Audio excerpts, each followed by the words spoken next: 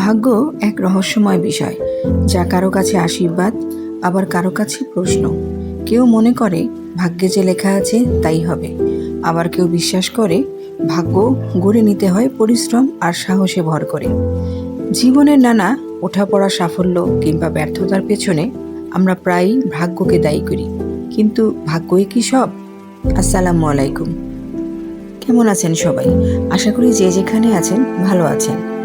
আমরা প্রায়শই একটা কথা বলি, এটাই আমাদের লেখা ছিল, এটা আমাদের নসিবে লেখা ছিল, আমাদের কপালে লেখা ছিল, এই জন্য তাই হয়েছে। কিন্তু একবারও কি ভেবে দেখেছেন, মুসলিম হিসাবে আপনার পক্ষে এই কথাটা বলা কতটা যৌক্তিক?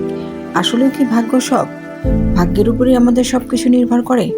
চলুন তো একটু দেখে নিই। ভাগ্য হচ্ছে তাকদীর।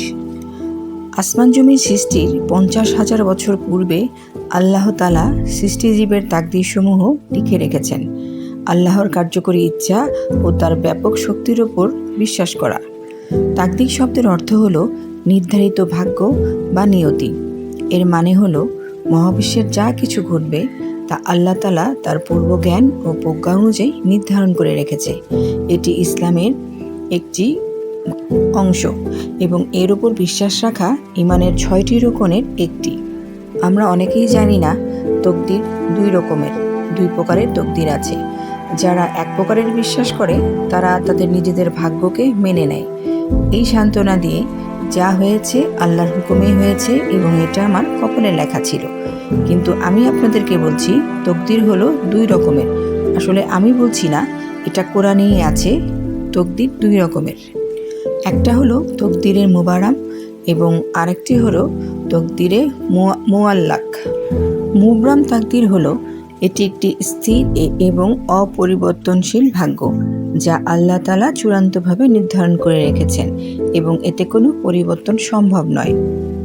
এবং তকদিরে মুআল্লাক হলো এটি পরিবর্তনযোগ্য ভাগ্য, যা মানুষের আমল দ্বারা, যেমন সৎকর্ম, সদকা, দোয়া ইত্যাদির মাধ্যমে পরিবর্তিত হয়।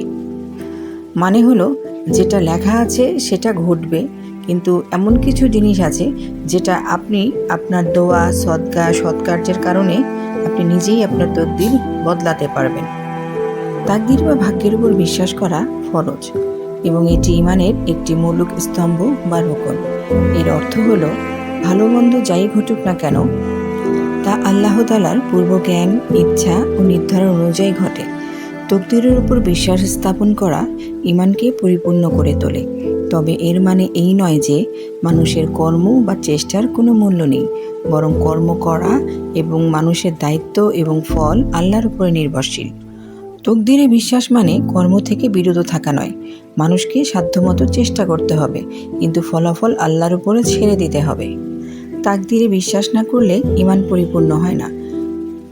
তাকদিরের ভালো ও মন্দ উভয় দিকের উপরে কিন্তু বিশ্বাস রাখতে হবে। হতাশ বা অহংকারী হওয়া যাবে না। চেষ্টা করেও কাঙ্ক্ষিত ফল না পেলে হতাশ হওয়া উচিত নয়, এবং ফল পেলেও অহংকারী হওয়া কিন্তু উচিত নয়। তকদিরে মুবরাম হলো যা অবশ্যই ঘটবে এবং কোনো কিছু দিয়েই এর পরিবর্তন সম্ভব নয়, যেমন মৃত্যু। আর তাকদিরে মুআল্লাক হলো এটি পরিবর্তনযোগ্য, যা বান্দার দোয়া, ভালো কাজ বা অন্যান্য কর্মের মাধ্যমে কিন্তু পরিবর্তিত।